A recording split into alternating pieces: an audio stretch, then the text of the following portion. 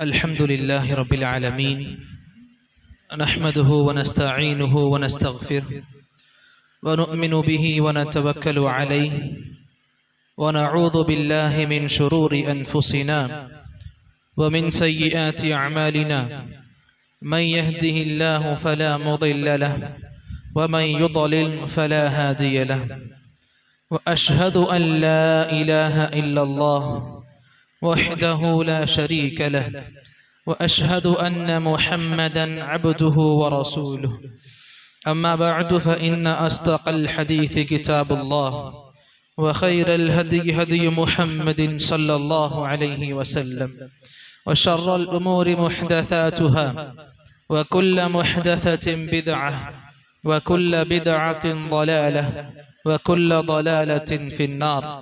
فقد قال الله تبارك وتعالى في القرآن المجيد وفي فرقانه الحميد: فأعوذ بالله السميع العليم من الشيطان الرجيم، من همزه ونفخه ونفثه. بسم الله الرحمن الرحيم. يا أيها الذين آمنوا اتقوا الله حق تقاته ولا تموتن إلا وأنتم مسلمون. يا أيها الناس اتقوا ربكم الذي خلقكم من نفس واحدة وخلق منها زوجها وبث منهما رجالا كثيرا ونساء، واتقوا الله الذي تساءلون به والأرحام، إن الله كان عليكم رقيبا. يا أيها الذين آمنوا اتقوا الله وقولوا قولا سديدا يصلح لكم أعمالكم ويغفر لكم ذنوبكم، ومن يطع الله ورسوله فقد فاز فوزا عظيما. وقال في موضع آخر: قل هو الله أحد الله الصمد لم يلد ولم يولد ولم يكن له كفوا أحد. رب اشرح لي صدري ويسر لي أمري واحلل عقدة من لساني يفقه قولي. اللهم زدنا علما وارزقنا فهما. எல்லாம் வல்ல அல்லாஹ்வை போற்றியும் புகழ்ந்தும் அவன் ஒருவனையே துதித்தும் ஆரம்பிக்கின்றேன். எனதருமை இஸ்லாமிய சொந்தங்களே, உங்கள் முன்னால் ஹுத்பத்துல் மஸ்னூனாவிற்கு பிறகு சூரத்துல் இஹ்லாஸ் ஓதி காண்பிக்கப்பட்டது. அல்லாஹ் ரப்புல் ஆலமீன் அந்த சின்ன அத்தியாயத்தில் தன்னை பற்றிய அழகான ஒரு விளக்கத்தை எடுத்து கூறியிருப்பான். அல்லாஹ் சொல்லுவான்: குல், நபியே, உலகத்தினருக்கு எடுத்துரைப்பீராக, ஹுவல்லாஹு அஹத், அந்த அல்லாஹ் ஒருவன் தான். அல்லாஹ் தஆலா தன்னை பற்றி சொல்லும் பொழுது அல்லாஹ் ஒருவன் தான் என்று கூறிய பிறகு அல்லாஹ் ரப்புல் ஆலமீன் தனது அடையாளத்தை இன்னும் உறுதிப்படுத்துகிறான். எப்படிப்பட்ட அல்லாஹ் அவன்? அஸ்-ஸமத், அவன் எந்த ஒரு தேவையும் அற்றவன், எந்த ஒரு தேவையும் இல்லாதவன், அவனுக்கு தேவைன்னு எதுவும் கிடையாது. இது மட்டுமான் கேட்ட அல்லாஹ் பிறகு இன்னும் விசாலமாக்குவான்: லம் யலித் வலம் யூலத், அவன் யாருடைய குழந்தையும் கிடையாது, இவனுக்கும் எந்த குழந்தையும் கிடையாது. அல்லாஹ் யாரையும் பெற்றெடுக்கவும் இல்லை, அல்லாஹ்வையும் யாரும் பெற்றெடுக்க கிடையாது. அல்லாஹ் பிறகு கடைசியா சொல்லி முடிப்பான்: அவனுக்கு நிகராக குஃபுவன் அஹத், ஒருவரும் கிடையாது. அல்லாஹ் ரப்புல் ஆலமீன் இந்த சிறிய அத்தியாயத்தில் நமக்கான பாடங்கள் மிக பெரிய அளவிற்கு சொல்லிக் கொடுத்திருக்கான். இந்த சிறிய அத்தியாயமான சூரத்துல் இஹ்லாஸ் தனக்குள்ள நிறைய மகத்துவங்களை அல்லாஹ் ரப்புல் ஆலமீன் இந்த சூரத்துல் இஹ்லாஸுக்குள்ள வச்சிருக்க. பார்க்கிறதுக்கு சின்ன சூரா, மகத்துவங்கள் முக்கியத்துவங்கள் நிறைய நிரம்பி இருக்கிற சூறாக்கள்ல ஒண்ணு.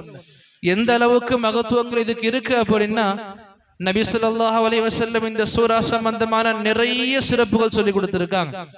அதுல ஒண்ணு நபி சொல்லுவாங்க: மன் கரஅ சூரத்துல் இஹ்லாஸ், எந்த ஒரு நபர் இந்த சூராவை 10 மர்ராத் 10 முறை ஓதுவாரோ அவருக்காக பனல்லாஹு லஹு கஸ்ரன் ஃபில் ஜன்னah, அவருக்கு அல்லாஹ் ரப்புல் ஆலமீன் சொர்க்கத்தில் ஒரு பெரிய மாளிகையை கட்டுறான்னு சொல்ற ஹதீஸ் ஒன்று இருக்கும். இந்த ஹதீஸ் சம்பந்தமாக சில ஆலிம்கள் சில முஹத்திதீன்கள் இது பலவீனமான ஹதீஸ் சொல்லும் பொழுதும் இமாம் அஹ்மதுடைய முஸ்னதுல வரும் பொழுது ஷேக் நாசிருத்தீன் அல்பானி அவர்கள் ரஹ்மத் சரி கண்டிருப்பாங்க.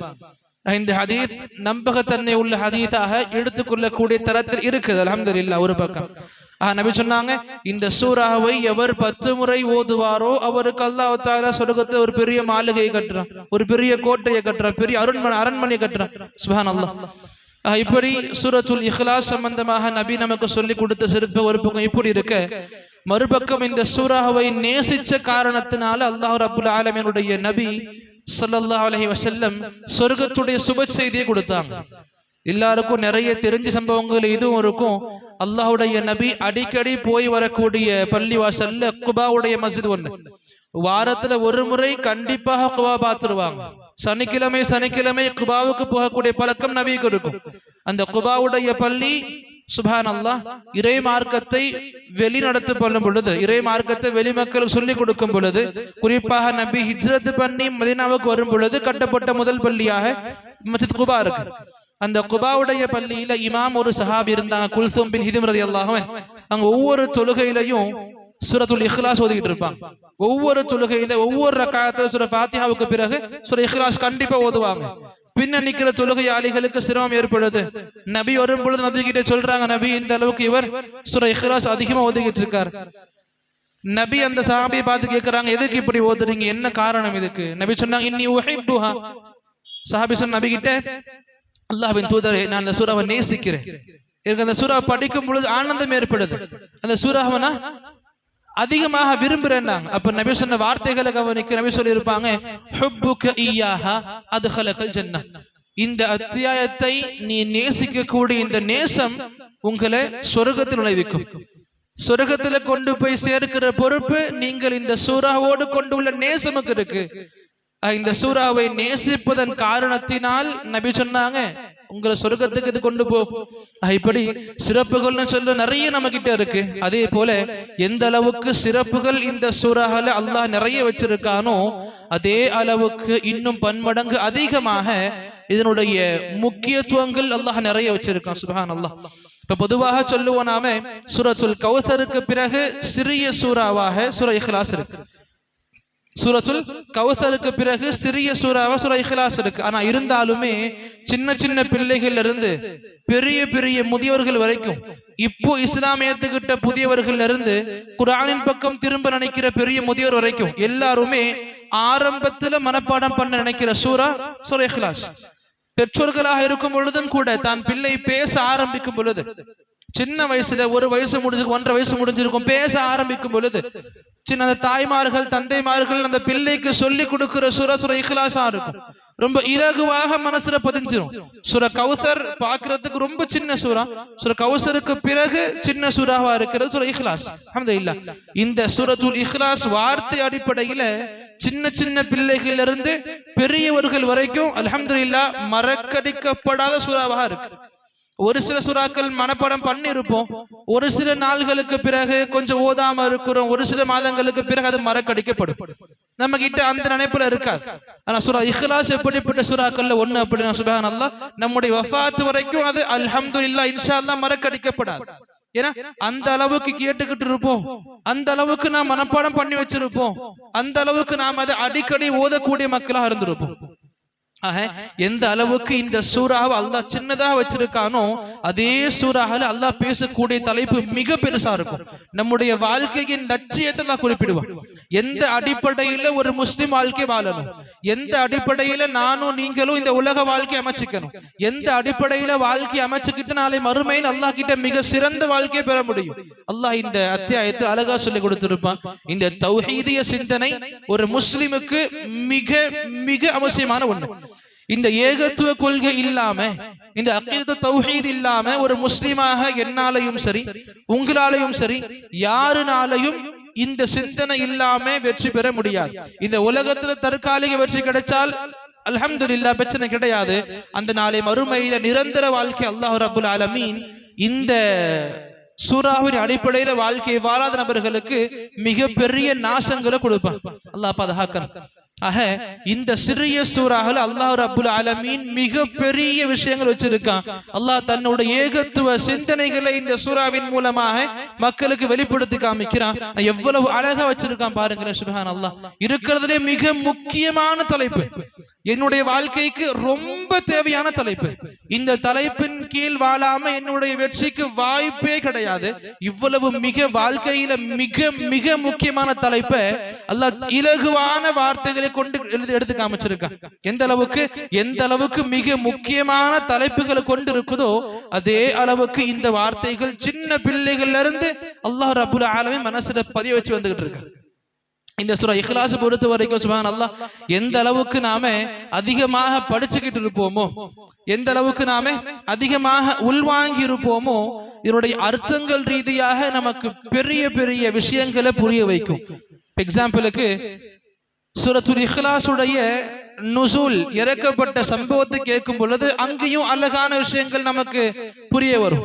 எந்த அளவுக்கு ஒரு முறை மக்கால வாழக்கூடிய முஷ்ரிக்குகள் நபி கிட்ட வந்து கேட்பாங்க, நபியே நீங்க அல்லாஹ் அல்லாஹ் அல்லாஹ்னு சொல்லிக்கிட்டு இருக்கீங்களே, அல்லாஹ்வின் பக்கம் அழைப்பு கொடுத்துக்கிட்டு இருக்கீங்களே, அந்த அல்லாஹ்வுடைய பரம்பரையை சொல்லுங்க, நாங்க பாக்குறோம்.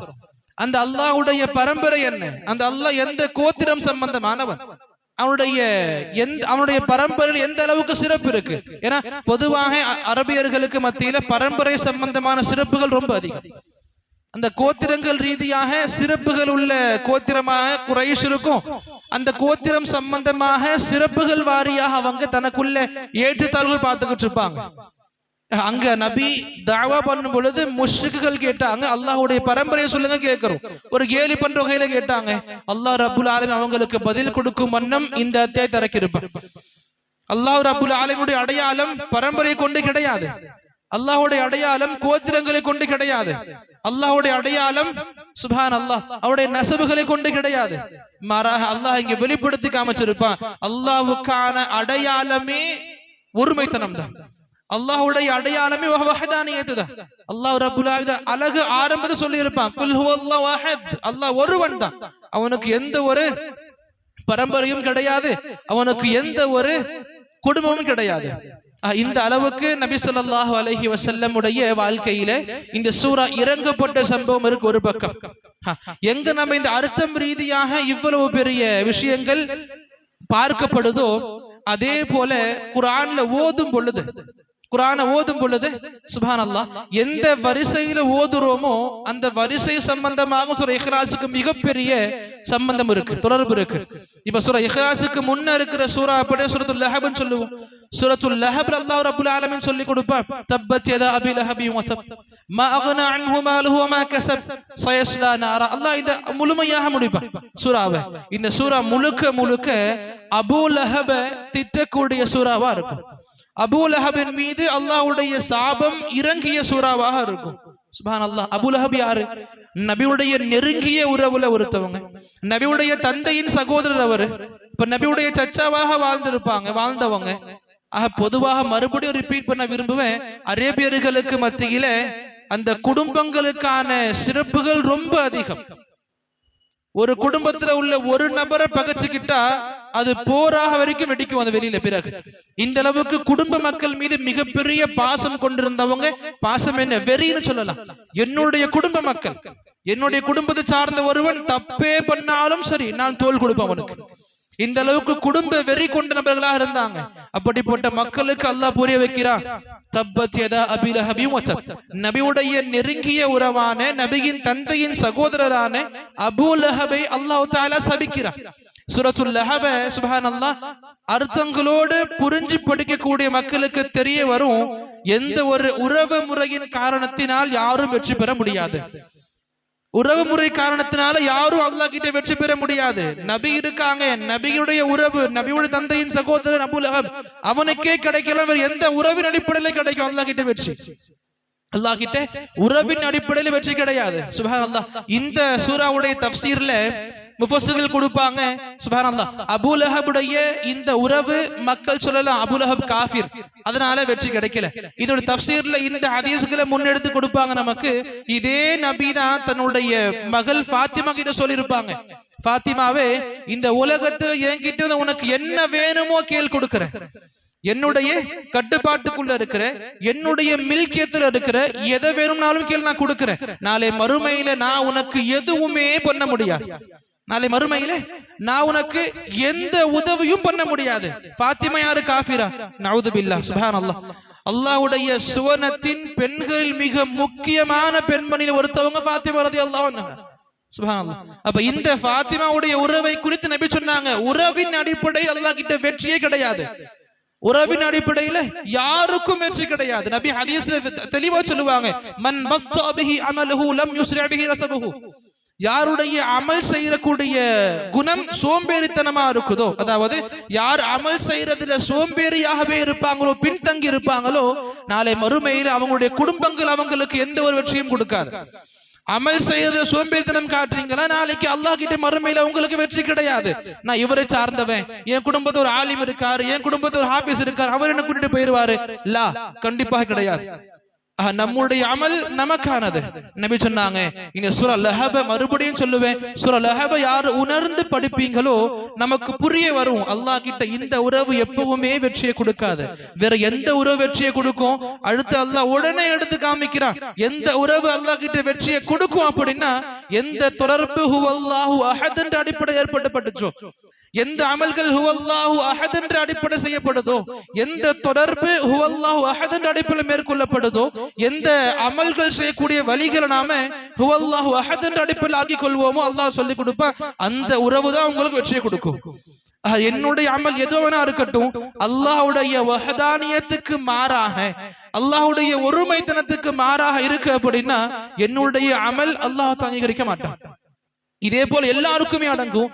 நம்முடைய அமல் அல்லாஹ் ஒருவன் அவனுடைய ஒருமைத்தனத்தின் கீழ் இருக்கும் பொழுது, நபி நமக்கு சொல்லிக் கொடுத்த வழிமுறையில் நம்முடைய அமல்கள் இருக்கும் பொழுது, அல்லாஹ் ரப்புல் ஆலமீன் கண்டிப்பாக அதை பற்றிய விஷயங்களை யோசிப்பான், நன்மைகளை கொடுப்பான். அல்ஹம்துலில்லாஹ். அல்லாஹ்வுடைய ஒருமைத்தனம் இல்லாம எந்த ஒரு அமல் இருந்தாலும் சரி, அல்லாஹ் அதை அங்கீகரிக்கவே மாட்டான். இது முன்னுள்ள சூரா அப்படின்னா, இதற்கு அடுத்துள்ள சூறாக்கள் 2 இருக்கும். சூரத்துல் முஅவ்விதத்தான் சொல்லுவாங்க. அதே சூரா முஅவ்விதத்தைன், சூரா ஃபலக், நாஸ் படிப்போம். எதுக்காக படிப்போம்?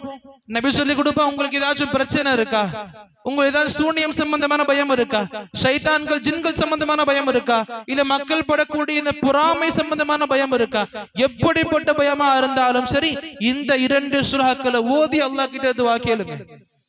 நம்முடைய பாதுகாப்புக்கான சூறாவாக இந்த சூறா இருக்கு. அல்லாஹ் கிட்ட பாதுகாப்பு கேட்போம் இந்த சூறாக்களை கொண்டு. எதையெல்லாம் விட்டு பாதுகாப்பு கேட்கிறோம் நாம. சுப்ஹானல்லாஹ். இந்த சூரா படிச்சு பார்த்தா நமக்கு தெரியும், இந்த சூறாக்கள் நபி எப்ப ஓதுனாலும் சூரா இஹ்லாஸை விட்டு தனியா ஓத மாட்டாங்க.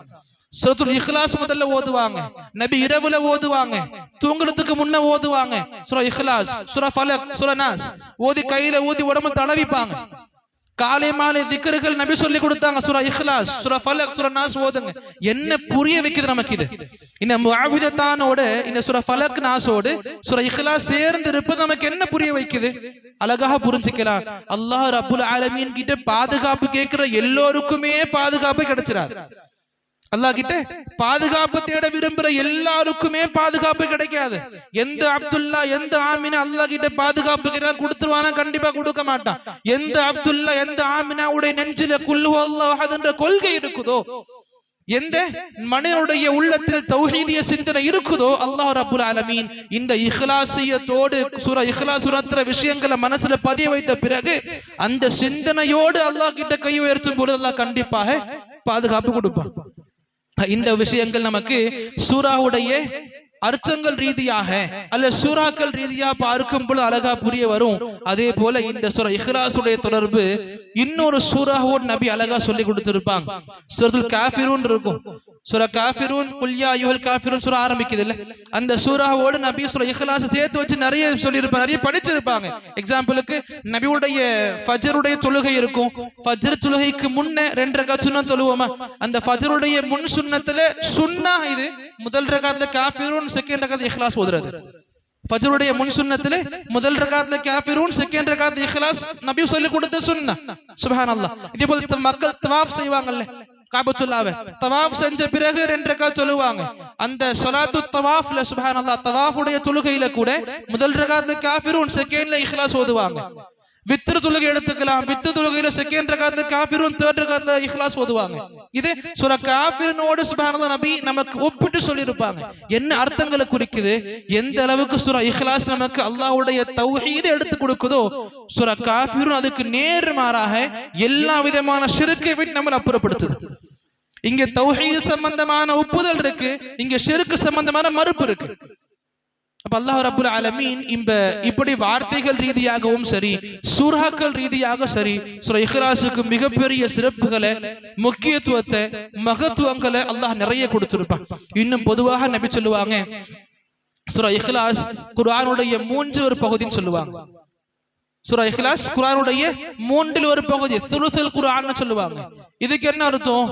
இதை பத்தி நிறைய விஷயங்கள் பேச இருக்கு. இது நமக்கு தேவையான விஷயம் என்ன அப்படின்னா, சூரத்துல் இக்லாஸ் குர்ஆன்ல 3 பகுதி. குர்ஆன்ல 3 பகுதினா என்ன? குறிப்பாக மக்கா சூறாக்கள்ல எந்த சூறாவை எடுத்துக்கிட்டாலும் சரி, நமக்கு தெரிய வருகின்ற தலைப்புகள் 3 தான் இருக்கும். அல்லாஹ் அவனை பத்தி பேசியிருப்பான், தௌஹீத். அல்லாஹ் நபிமார்களை பத்தி பேசியிருப்பான், ரிசாலத். அல்லாஹ் மறுமை பத்தி பேசியிருப்பான், ஆகிரத். தௌஹீத், ரிசாலத், ஆகிரத், இந்த 3 தலைப்புகள் தான் குர்ஆன்ல உள்ள பெரும்பாலான செய்தியா இருக்கும். எங்க பார்த்தாலும் எந்த சூரா எடுத்தாலும் இந்த 3 விஷயங்கள் இல்லாம அல்லாஹ் முடிக்க மாட்டான். குர்ஆனுடைய சுருக்கமா எடுத்துக்கலாம், தௌஹீத், ரிசாலத், ஆகிரத். இந்த 3ல முதன்மையானது தௌஹீத். இந்த தௌஹீதை வெளிப்படுத்தக்கூடிய அழகான சூரா சூரத்துல் இக்லாஸ். அல்லாஹ்வுடைய இந்த சூரால அல்லாஹ் வெளிப்படுத்துற குணங்களை பாருங்க. சுப்ஹானல்லாஹ். அல்லாஹ்வுடைய ஆரம்ப வசனம் குல் ஹுவல்லாஹு அஹத். நபியே மக்களுக்கு சொல்லுங்க, அந்த அல்லாஹ் ஒருவன் தான். அந்த அல்லாஹ் ஒருவன் தான். எப்படிப்பட்ட ஒருவன்? உலகத்தை படைச்சதும் அந்த ஒருவன் தான். இந்த உலகத்தை பரிபாலிக்கிறதும் அவன் ஒருவன் தான். நம்மளை இங்க இருந்து இல்லாமக்க ஒருவன் தான். எனக்கு நடக்கிற நன்மைகள், தீமைகள், வரவுகள், செலவுகள் எல்லாத்தையும் படைச்சதும் அவன் ஒருவன் தான். இப்படி எல்லாமே அவன் ஒருவனாக இருக்க, நாம திரும்பி வழங்குறதையும் ஒருவனத்தை தான். நமக்கு கொடுக்கிற எல்லாமே அவன் ஒருவன் தான். திருப்பி நாம கொடுக்கிற எல்லாமே அவன் ஒருவனுக்கு மட்டும்தான் இருக்கணும். அல்லாஹ் சொல்லி கொடுத்தான், ஹுவல்லாஹு அஹத், ஒருவன் தான். எப்படிப்பட்ட ஒருவன்? அல்லாஹு ஸமத், அவனுக்கு தேவையே கிடையாது. அவன் எந்த ஒரு உதவிகள், அப்பாற்பட்ட உதவிகளை அவன் வாங்குறதுக்கு அவனுக்கு தேவையே கிடையாது. பொதுவா மக்கள் சொல்லுவாங்க, மலக்குமார்களை கொண்டு அல்லாஹ் உதவி பெறுகிறான், மலக்குமார்களை கொண்டு அல்லாஹ் ஹெல்ப் வாங்கிக்கிறான். சுப்ஹானல்லாஹ். அது வார்த்தைகள் முற்றிலும் தவறானது. அல்லாஹ் ரப்புல் ஆலமீன் மலக்குமார்களை கொண்டு உதவிகள் ஒன்னும் வாங்குறது கிடையாது. அல்லாஹ் ஃபஆலுல் லிமா யுரீத், எதை நினைக்கிறானோ செஞ்சு முடிக்க கூடியவன். அல்லாஹ் எதை நினைக்கிறானோ செஞ்சு முடியும். அல்லாஹ் குன்னு சொன்னா போதும். அல்லாஹ்வுடைய இந்த ஒரு வார்த்தை, 2 எழுத்து சேர்ந்த ஒரு வார்த்தை போதும், நம்மளை இல்லாம ஆக்கிரலாம். நம்மள என்ன, அல்லாஹ் படைச்ச எல்லாத்தையும் இந்த குன்னுன்ற வார்த்தை இல்லாம ஆக்கிரலாம். அப்படி இருக்க உதவியே வாங்க அல்லாஹ் தஆலா. சுப்ஹானல்லாஹ். அல்லாஹ் தஆலா எதை நாடுகிறானோ செஞ்சு முடிக்க கூடிய ஆற்றல் அவனுக்கு மட்டுமே இருக்குது. நாம நினைச்சிருப்போம், நாம நினைச்சது நம்ம செய்யறோமா இல்லையா, இதுவுமே அவன்கிட்ட தான் இருக்குது. அவன் அனுமதித்தா நம்ம செய்ய முடியும், இல்லையா தலைக்கீழ புரண்டாலும் பண்ண முடியாது நம்மளால. அல்லாஹ் ரப்புல் ஆலமீன் இதை சொல்லி கொடுப்பான். அவனுக்கு தேவையே கிடையாது, எந்த ஒரு தேவையும் அவனுக்கு இல்லையா, இல்ல. அல்லாஹ் பிறகு சொல்லுவான், லம் யலித் வலம் யூலத். இங்க புரிஞ்சுக்கணும், இந்த ஒரு வார்த்தை லம் யலித், மறு வார்த்தை வலம் யூலத், இந்த 2 வார்த்தைகளை கொண்டு அல்லாஹ் தஆலா ஒட்டுமொத்த யூதர்கள், கிறிஸ்தவர்கள், மக்கத்து காபிர்களுக்கு அல்லாஹ் மறுப்பு கொடுத்தான். யூதர்கள் என்ன சொல்லிக்கிட்டு இருந்தாங்க? உஸைர் அலைஹிஸ்ஸலாம் அல்லாஹ்வுடைய பிள்ளைன்னு சொல்லிக்கிட்டு இருந்தாங்க. ஈசாக்கு என்ன சொல்லிக்கிட்டு இருக்காங்க? ஈசா அலைஹிஸ்ஸலாம் அல்லாஹ்வுடைய பிள்ளைன்னு சொல்லிக்கிட்டு இருக்காங்க. முஷ்ரிக் என்ன சொல்லிக்கிட்டு இருக்காங்க? மலக்குமார்கள் அல்லாஹ்வுடைய பெண் பிள்ளைகள் சொல்லிக்கிட்டு இருந்தாங்க. அல்லாஹ் இங்க சொல்லி கொடுத்தான், லம் யலித் வலம் யூலத். அவன் யாரையும் பெற்றெடுக்கவும் கிடையாது, இவனும் யாருக்கு பெறப்பட்டவனும் கிடையாது. அல்லாஹ் யாருக்கும் பிறக்கல, அல்லாஹ்வுக்கும் யாரும் பிறக்கல. அல்லாஹ்வுக்கு குழந்தை இருக்குன்னா என்ன அர்த்தம்? அல்லாஹ்வுக்கு மனைவி இருக்கு. சுப்ஹானல்லாஹ். அல்லாஹ் பாதுகாக்கணும். முற்றிலும் ஷிர்கான கொள்கை. அல்லாஹ் சொன்னா சுப்ஹானல்லாஹ், இதுல தெளிவான மறுப்பு இருக்கு. அல்லாஹ்வுக்கு எந்த ஒரு உறவும் கிடையாது. இதை அல்லாஹ் ரப்புல் ஆலமீனுடைய ஹதீஸ் குதுஸில பார்க்க முடியும். நபி அழகா சொல்லி கொடுத்தாங்க, அழகா சொல்லி கொடுத்திருப்பாங்க. அல்லாஹ்வுடைய வார்த்தைகள். அல்லாஹ் சொல்லுவா, கذبني ابن آدم لم يكن له كذلك وشتمني ابن آدم لم يكن له كذلك. அம்மா தக்தீபுஹு இய்யாய ஃபயகூல் லா உஈதுஹு கமா பதஅதுஹு. நபி சொல்லி கொடுப்பாங்க அல்லாஹ்வுடைய வார்த்தைகளாக, என்னை ஆதமின் மகன் அதாவது மனிதர்கள் பொய்ப்பிக்கிறார்கள், அது அவர்களுக்கு அர்த்தமில்லாத ஒன்று, அவர்களுக்கு தேவையில்லாத ஒன்று. மனிதர்கள் அல்லாஹ் பொய்ப்பிக்கிறார்கள். அல்லாஹ் பிறகு சொன்னா, மனிதர்கள் அல்லாஹ்வை திட்டுகிறார்கள், அல்லாஹ்வை ஏசுகிறார்கள், அல்லாஹ்வை திட்டுறாங்க மக்கள். நபி சொன்னாங்க அல்லாஹ்வுடைய வார்த்தை, அல்லாஹ் சொல்ற மாதிரி. என்ன காரணம், என்ன வகையில மக்கள் பொய்ப்பிக்கிறாங்க, திட்டுறாங்க? அல்லாஹ் அதையும் சொல்லி கொடுத்தான். அம்மா தக்தீபுஹு இய்யாய், என்ன மக்கள் பொய்ப்பிக்கிற விஷயம் எது தெரியுமா? மனிதர்கள் சொல்லக்கூடிய இந்த வார்த்தைகள், லா உஈதுஹு லா அஆதுஹு கமா பதஅதுஹு, லா அஆதஹு கமா பதஅதுஹு, நான் எப்படி அவங்கள முதல்ல படைச்சேனோ பிறகு மறுபடியும் உயிர் கொடுத்து எழுப்ப மாட்டேன் நம்புறாங்க மக்கள். மறுமை என்று ஒண்ணு இல்லைன்னு மக்கள் நம்புறாங்க. இது அல்லாஹ்வை பொய்ப்பிக்கிறது சமமாயிரும். அல்லாஹ் பிறகு சொன்னா, அம்மா ஷத்முஹு இய்யாய், என்ன திட்டக்கூடிய மனிதர்கள் எப்படி திட்டுறாங்க தெரியுமா? ஃபயகூல் லீ வலத், எனக்கு பிள்ளை இருக்குன்னு சொல்றாங்க. அல்லாஹ்வுக்கு பிள்ளை இருக்குன்னு சொல்றது அல்லாஹ்வை திட்டுறதுக்கு சமம்னு சொல்லி கொடுத்தான். நவுது பில்லாஹ். அது அந்த இடத்துல அல்லாஹ் அங்கேயே சொல்லி கொடுப்பான், அல்லாஹ்வுக்கு பிள்ளை இருக்குன்னு மனிதன் சொல்றான். அல்லாஹ் அங்க சொல்லி கொடுத்தா, அன அல்லாஹ், நான் உங்களுடைய இறைவன் அல்லாஹ்வாக இருக்கிறேன், அஹத் ஒருவனாக இருக்கிறேன், சமத் தேவையற்றவனாக இருக்கிறேன். அல்லாஹ் பிறகு சொன்னா, லம் அலித் வலம் ஊலத், நான் யாரையும் பெற்றெடுக்கும் கிடையாது, நான் யாருக்கும் பிறக்கப்பட்டவனும் கிடையாது. வலம் யகுல்லஹு வலம் யகுல் லீ குஃபுவன், எனக்கு நிகராக யாரும் கிடையாது. அல்லாஹ் இங்க வெளிப்படையாக தன் சம்பந்தமான தெரிவுகளை விசலமாக கொடுத்திருப்பான். ஏன்? அல்லாஹ்வுடைய வார்த்தைகள் குர்ஆன்ல பார்க்கலாமே. அல்லாஹ் நபிக்கு சொல்லி மக்கள் கிட்ட சொல்லுவான், இன் கான லிர்ரஹ்மானி வலத், அந்த ரஹ்மானான அல்லாஹ்வுக்கு பிள்ளை இருந்தா ஃபஅன அவ்வலுல் ஆபிதீன், நான் தான் முதல்ல வணங்குறவனா இருந்திருப்பேன். யாரு? நபியை முன்காட்டி நபியை வச்சு அல்லாஹ் மக்களுக்கு சொல்லி கொடுத்தான். நபியே சொல்லுங்க, என்ன சொல்லுங்க? அல்லாஹ்வுக்கு பிள்ளை இருந்துச்சு அப்படின்னா உங்க எல்லாரையும் அந்த பிள்ளையை நான் தான் முதல்ல வணங்கியிருப்பேன். ஆனா அல்லாஹ்வுக்கு பிள்ளை கிடையாது, அல்லாஹ்வுக்கு குடும்பம் கிடையாது. ஆக இந்த விஷயங்கள்ல ரொம்ப அதிகமான கவனம் கொள்ளணும். இந்த சிறிய சூரா நமக்கு எடுத்துரைக்கிற பெரிய அர்த்தங்கள்ல மிக முக்கியமானது அவனுடைய தௌஹீது சம்பந்தமாக. அன்பார்ந்தவர்களே, இந்த தௌஹீது சம்பந்தமான வாழ்க்கை என்னுடைய வீட்டில, என்னுடைய வாழ்க்கையில, என்னுடைய குடும்பத்துல எப்படி இருக்கு சரி பார்த்துக்கணும். எந்த அளவுக்கு மிக முக்கியமான அம்சமாக நமக்கு தௌஹீது இருக்குதோ அந்த தௌஹீதை சீர்குலைய செய்யக்கூடிய மிக பெரிய வேலைகள் ஷைத்தான் பண்ணிக்கிட்டே இருப்பான். நமக்கு தெரியாது, நமக்கு தெரிஞ்சோ தெரியாமலோ சிறுக்கான விஷயங்களை வாழ்ந்துகிட்டே இருப்போம். அதுதான் தௌஹீத் நினைச்சுக்கிட்டு நமக்கு சொர்க்கத்தை கொடுக்கும்ன்ற எண்ணத்துல நரகத்துக்கு போகக்கூடிய செயல்களை பண்ணிக்கிட்டு இருப்போம். நல்லபடியா பாதுகாத்துக்கணும். அடிக்கடி அல்லாஹ் ரப்புல் ஆலமீன் சூரா நமக்கு ஓத வைக்கிறானே, அடிக்கடி கேட்கிறோம், அடிக்கடி ஓதுறோம், அடிக்கடி ஓதப்படக்கூடிய சூறாக்கள்ல ஒன்னா இருக்கு. நம்ம சும்மா தொழுக 2 ரக்காத் நிக்கிறோமா, நமக்கு நினைவு வரக்கூடிய முதல் சூரா இக்லாஸ் ஓதுவோம். சுன்னாவா இருக்கட்டும், எந்த தொழுகையா இருக்கட்டும், இல்ல சும்மா இருக்கிறதாச்சும் ஓதலாமா, இக்லாஸ் மக்கள் ஓதுவாங்க. அப்படி அடிக்கடி ஓதக்கூடிய சூரா நமக்கு என்ன உணர்த்துது? அடிக்கடி தௌஹீதை நீங்க சரி பார்த்து கொள்ளுங்க, அடிக்கடி உங்களை நீங்களே சுத்தமாக்கி கொள்ளுங்க, அடிக்கடி உங்க தௌஹீதை நீங்க சரி பார்த்து கொள்ளுங்க, எந்த விதமான ஷிர்க்குகள் வராம நீங்க பாதுகாத்து கொள்ளுங்க. சுப்ஹானல்லாஹ். என்னுடைய வீட்டுல, என்னுடைய வாழ்க்கையில, என்னுடைய உறவுகள்ல, நண்பர்கள்ல எப்படி எல்லாம் ஷிர்க் இருக்குது நீங்க பார்க்க முடியுது இல்ல? எங்கேயாச்சும் வீட்டுக்கு போறோம், தேங்காய் தொங்கிட்டு இருக்கு வாசல்ல, கடைக்கு போறோம், பச்சை துணியில மெழுகு சுத்தி கட்டி தொங்கிட்டு இருக்கிறாங்க, பச்சை மிளகா தொங்கிட்டு இருக்குது. சுப்ஹானல்லாஹ். பச்சை துணிகள்ல சுத்தி கட்டி வச்சிருக்கிறாங்க, சிகப்பு துணியில சுத்தி கட்டி வச்சிருக்கிறாங்க. இது சம்பந்தமாக இஸ்லாம் நமக்கு எதுவுமே சொல்லியும் கொடுக்கிறது கிடையாது. இதை நாம நினைச்சுக்கிட்டு இருக்கோம், நமக்கு நல்லது செய்யுது. இதன் மூலமாக நமக்கு பர்க்கத் ஏற்படுது, இதன் மூலமாக நமக்கு எந்த ஒரு பிரச்சனை இல்லாம இருக்குது. அங்க அல்லாஹ் ரப்புல் ஆலமீன் வெளிப்படையா சொல்லிட்டா, இந்த விஷயங்கள் உங்க தௌஹீதுல சம்பந்தமே கிடையாது, இந்த விஷயங்களோடு வாழ்ந்து இதே நம்பிக்கையில இறந்து போவோம் அப்படின்னா சுப்ஹானல்லாஹ், அல்லாஹ் நமக்கு சொர்க்கத்தை காட்டவும் மாட்டான். நவுதுபில்லாஹ். புரிஞ்சுக்கணும், என்னுடைய வாழ்க்கையில நான் என்ன வேணா பண்ணிட்டு போற அமல்கள் ரீதியாக ரொம்ப அதிகமான கவனம் கொள்ள வேண்டியது என்னுடைய தௌஹீது சம்பந்தமாக.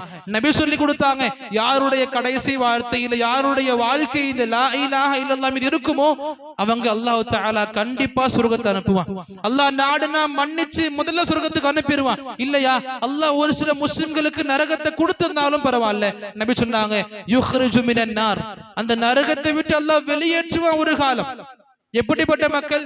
யாருடைய உள்ளத்துல கடுகளவும் லா இலாஹ இல்லல்லாஹ் இது இருக்குமோ, அம்சம் இருக்குமோ, அல்லாஹ் அவங்களை நரகத்தை விட்டு வெளியேற்றுவான். ஆக இன்ஷா அல்லாஹ் கண்டிப்பா சொர்க்கம் கிடைக்கும்.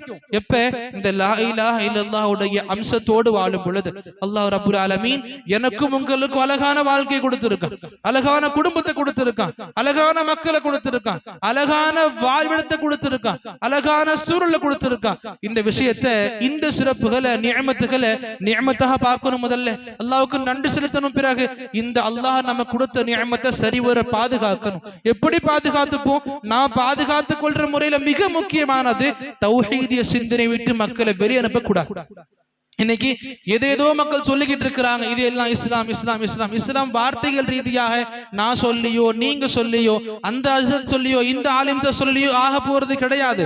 நபி சொல்லி முடிச்சிட்டாங்க, அல்லாஹ் சொல்லி முடிச்சிட்டான், சஹாபாக்கள் காலம் முடிஞ்சிருச்சு. அன்னைக்கு எது மார்க்கம் இல்லையோ மறுமை வரைக்கும் அது மார்க்கம் கிடையாது. அன்னைக்கு எது மார்க்கமோ மறுமை வரைக்கும் அதுதான் மார்க்கம். ஆக எந்த வாழ்க்கையில் எந்த மார்க்கத்தை நபி அவர்கள் போதித்தார்களோ, எந்த மார்க்கத்தை சஹாபாக்கள் நபி கிட்டிருந்து கற்றுக்கொண்டார்களோ, எந்த மார்க்கத்தின் அடிப்படையில் சஹாபாக்கள் வாழ்க்கை அமைத்துக் கொண்டார்களோ, எந்த மார்க்கத்தின் பால் சஹாபாக்கள் இந்த மார்க்கத்தை வெளிமக்களுக்கு எடுத்துரைத்தார்களோ, அதே மார்க்கத்தை அந்த முறையில் புரிந்து வாழ்ந்து நடைமுறைப்படுத்தி பிற மக்களுக்கு எத்தி வைக்கக்கூடிய நல்ல வாய்ப்பினை அல்லாஹ் நம் அனைவருக்கும் வழங்குவானாக. இந்த சூரா இக்லாஸ் உணர்த்தக்கூடிய மிக முக்கியமான விஷயமான தௌஹீதை முறையாக சரிவர பேணக்கூடிய மக்களாக அல்லாஹ் நம் அனைவரையும் ஆக்கியருள்வானாக. இந்த ஈமானிய விஷயத்தில் தௌஹீதிய சிந்தனையில் முழுமையாக வாழ்ந்து முழுமையாக இதே தௌஹீதில் நிலை பெற்றிருக்கக்கூடிய சிறந்த பாக்கியத்தினை அல்லாஹ் நம் அனைவருக்கும் வழங்கியருள்வானாக என்று துஆ செய்தவனாக அல்லாஹ்வை வேண்டி முடித்துக் கொள்கிறேன். அல்லாஹும்ம ஆமீன். அகூலு கௌலி ஹாதா அஸ்தக்ஃபிருல்லாஹி லி வ லக்கும் வ லிஸாயிரில் முஸ்லிமீன மின் குல்லி தம் ஃபஸ்தக்ஃபிரூஹு இன்னஹு ஹுவல் கஃபூருர் ரஹீம்.